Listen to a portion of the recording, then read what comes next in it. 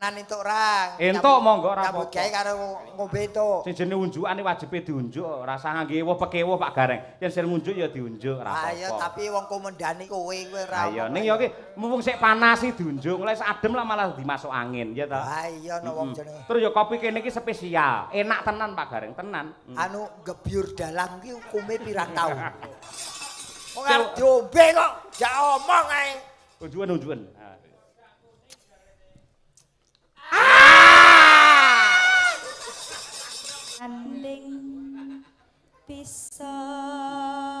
Nyanding bisa kalau iso nyanding bisa iki ngopo? Nyangking kok, Mas. Nyangking. Masamu ember kok saking nyanding. Nyanding bisa dadi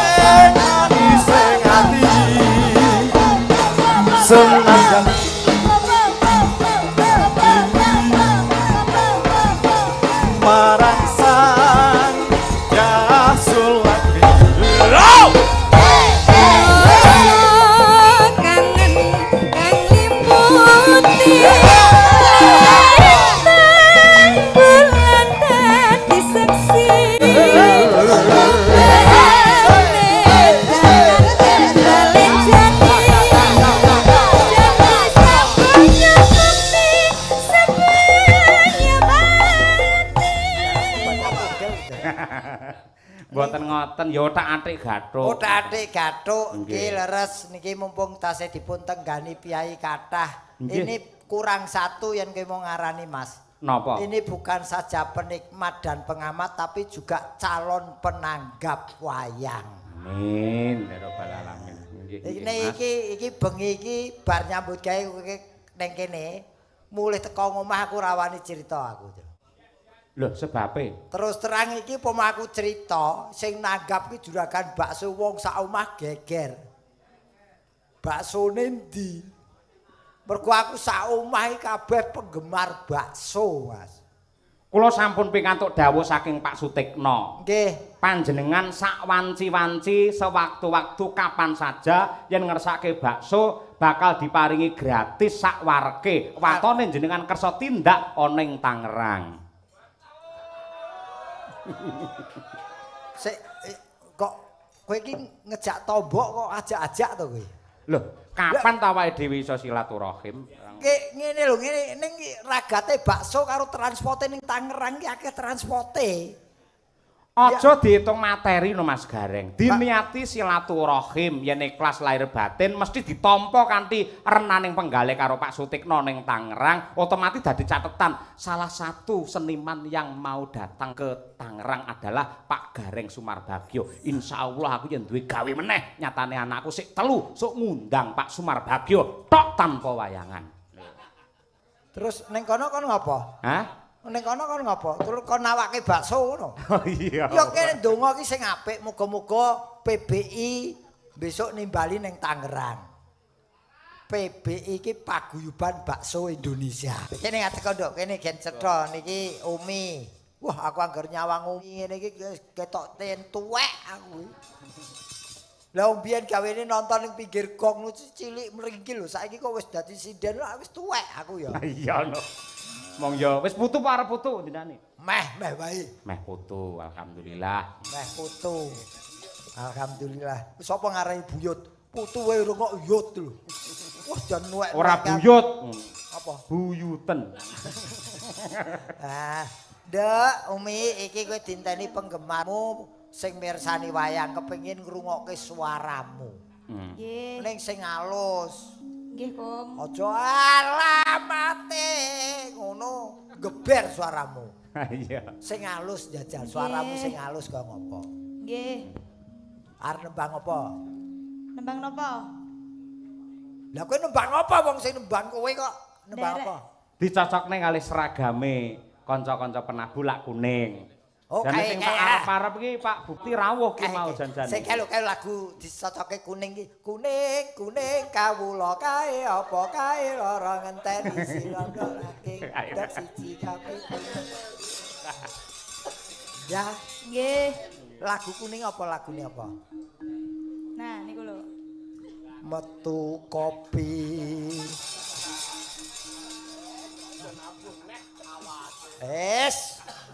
Nyambut gawe kapan mangan ngombe tok. Pokoke karo Pak Tikno arepe ditaker sak bledose wetenge kok ya tenan kok. Open tenan. Lah, Podang ya. kuning, Nduk, Om. Nggih, Pak. Ngrungokne bawa podang kuning karo ngombe wedang kopi panas. Diunjuk sik, seladem diunjuk sik. Ayo tunjuk sik. Iki kowe aja nganu lho, iki tenan entuk rang. Entuk monggo ora Nyambut apa-apa. gawe karo ngombe entuk. Sing jenenge unjukane wajibe diunjuk, rasa ngangge ewuh pekewuh Pak Gareng. Yen sing ngunjuk ya diunjuk, ora apa-apa. Ayo tapi wong komendani kowe ora. Ayo ning ya iki mumpung sik panas iki diunjuk, lek adem lah malah dimasuk angin, ya ta. Ah iya no wong jenenge. Terus ya kopi kene iki spesial, enak tenan Pak Gareng, tenan. Anu gebyur dalam ki hukume pirang taun. Wong arep diombe kok jak omong ae. Unjukan.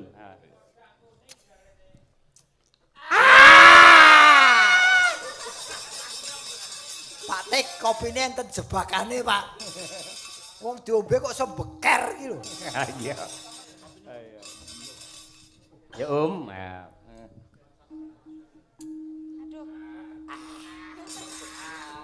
Aduh. Dhewe terusan ora. Umi Hafifah, wis suwi lho Nduk ora nembang podang kuning tenan. Nggih. Ya akeh para penggemarmu. Umi lama enggak nembang podang kuning. Ayo, iki Nggih. wujud ana gitu. Tapi penggemar kula sepuh-sepuh kok, Pak. Lho. Piyai sepuh ki malah telaten. Ngoten. Telaten, Terus ya bertanggung jawab dungane iki mandi. Penggemar sepuh ki apik, sing kejaba telaten gampang diapusi, no. Lah pripun to, Kung? Oh, wong isine mung keal-keol tok kok. Iya. Heeh. Ya Nduk, Om. Natian wujud temong peksi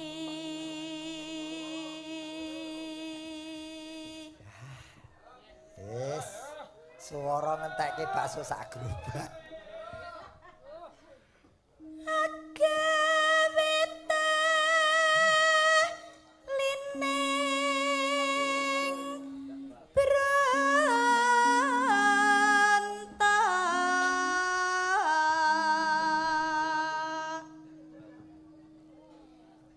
Alus manis nengsa make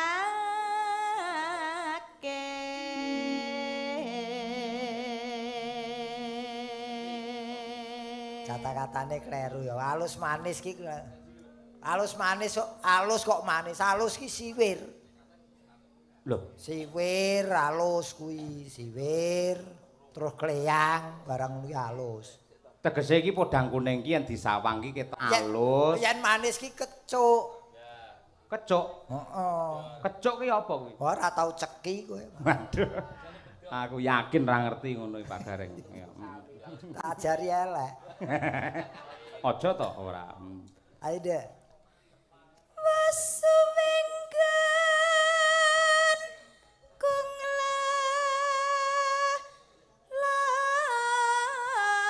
lana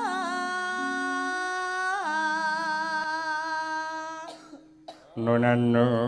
golek isi podang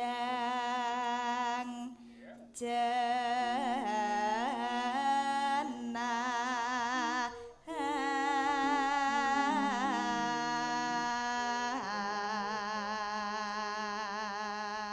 Mula ya bener pangandikane para netizen penggemari Umi bareng saya gedhe iki suarane saya dadi Dadi wajahe saya menarik, awake saya wedi lan niku. Yen dunia tontonan ngono kemedol. Kemedol leres. Mula mau digawane payung nggih dodolan kae to.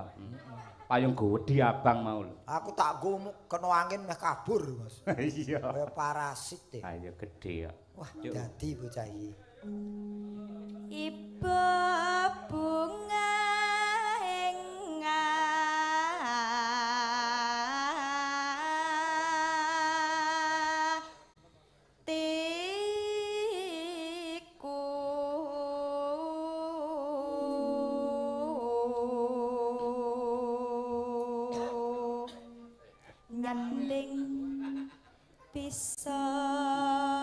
Nyanding bisa kok iso nyanding bisa iki ngopo? Nyangking kok, Mas. Nyangking. Mangsamu ember apa bocah iki? Nyanding. Nyanding bisa dadi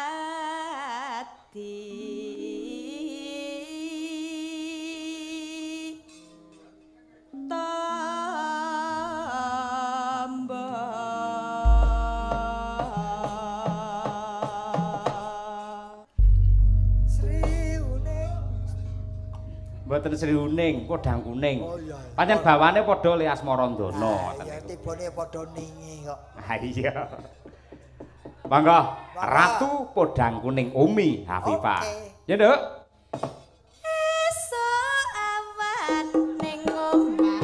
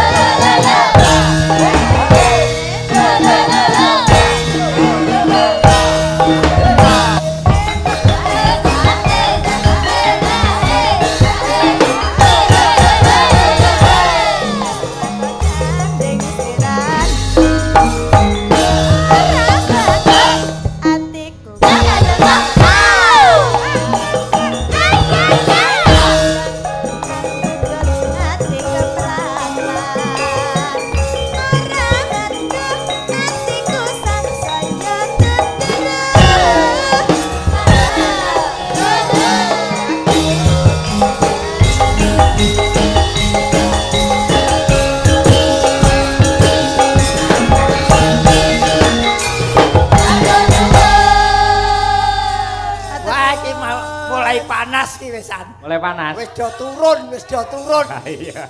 Nggih, lah niki mumpung pun sami panas ngersake lagu napa? Non Sri Uning. Iki ora Sri Uning, Sri Gumoh. Ayo Tut, kene Tut. Nggih, Sri Uning Pak nggih. Oke.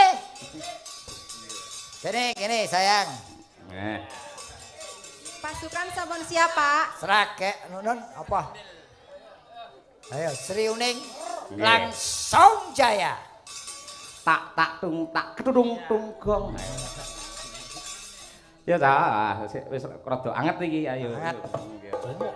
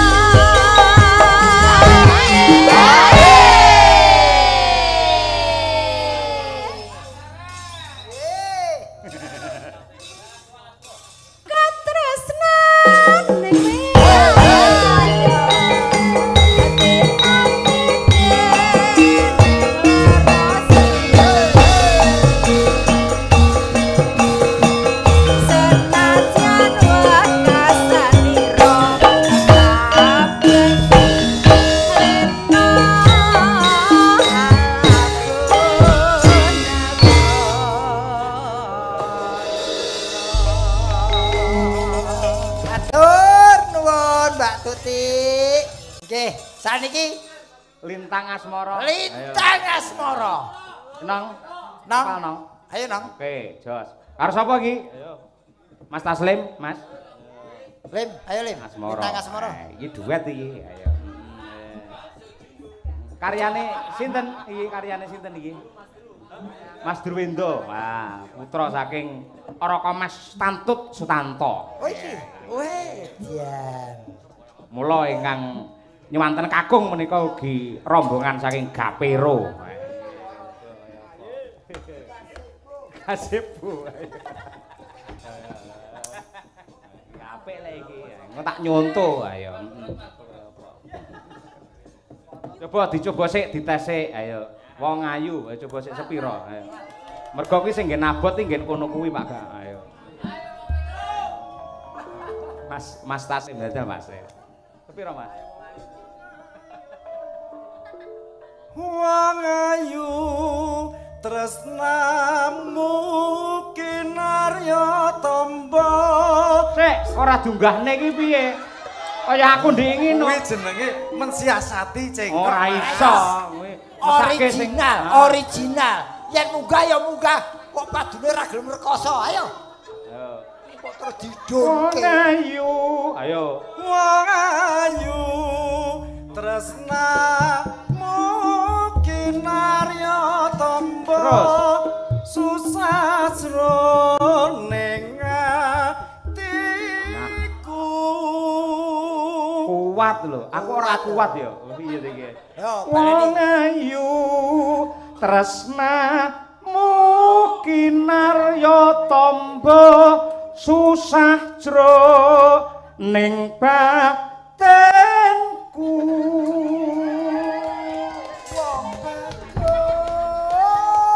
Kuat aku, kuat. Iso, taslim iso. Taslim iso, ayo. Wedoke. Ayo, Dok. Nang. Wong bagus antep rasa atimu tresnaku tulus jroning kalbu. Oh. Jos iki, kompak iki. Jos, lek ora ditesek kok ora kuat lho. Ayo. Ah, ngisini. Sini. Coba Pak Gareng. Wong ayu Pak Gareng. Wong ayu. Bismillahirrahmanirrahim. Oh, asyik. Wong ayu. Coba palane kok. Tresnamu kinarya tamba susah ning atiku. Kuat ya. Aku le. Elak. Ya kono terusno. Iya. Jos, lek dicek ngene iki ora bakal nyemelangi. Nggih, sae.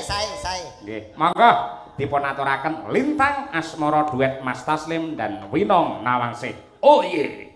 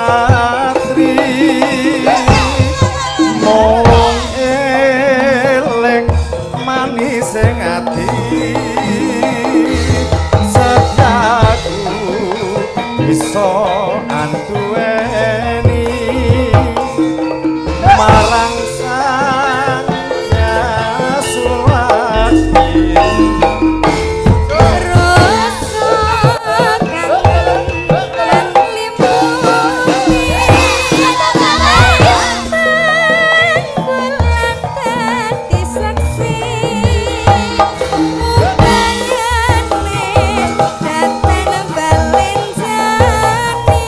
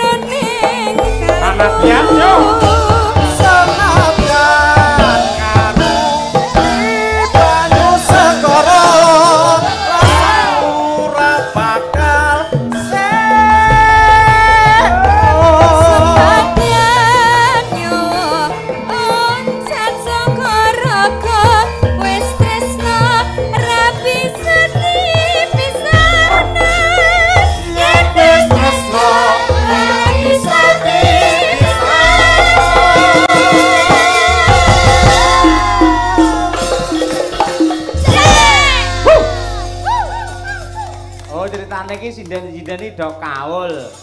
Mergo pethukne sik bar bodho.